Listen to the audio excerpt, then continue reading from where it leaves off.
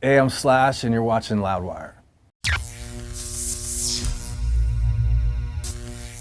Now, you got sober a little over a decade ago, and having to switch from a lot of your stuff, was written under the influence. Did you feel any sort of apprehension or writing block being sober and writing again? That's a good question.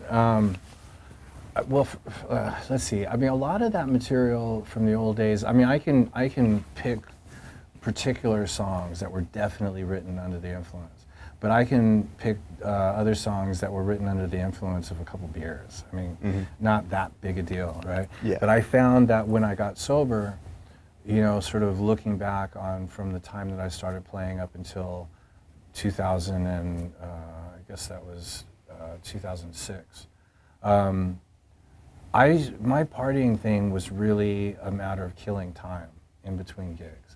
So I wasn't really using when I was on the road. I wasn't really using when I was in the studio. I was always focused on music. So when I got sober, all that sort of effort that I had put into, what had turned into a massive addiction at that point, I took all that and just put it straight back into the music. And it wasn't really reliant on me being buzzed or should I say inebriated to be able to create stuff.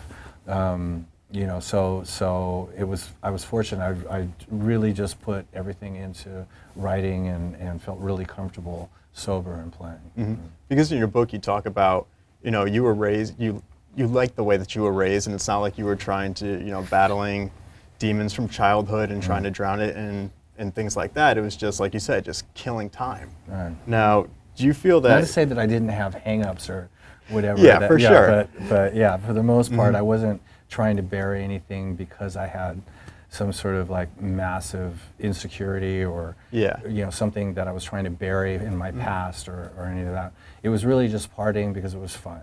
Yeah, because you grew up around a lot of famous people with your parents. David Bowie was over the house a lot. Your dad always had artists and all this. David Geffen was in your house way before you got signed. Way before. So the average day for you was really exciting to the everyman. So do you think that when you were out on your own, you were used to kind of your average being that level of excitement, and you were trying to seek out that adventure and excitement?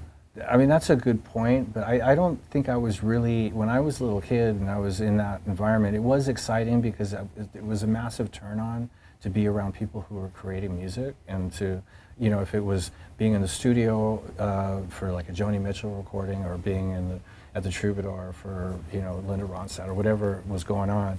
It was exciting to me, but I didn't recognize it as being exciting when I was a kid. You know what I mean? Because it's just what you're used to. It was just the environment that I was raised in.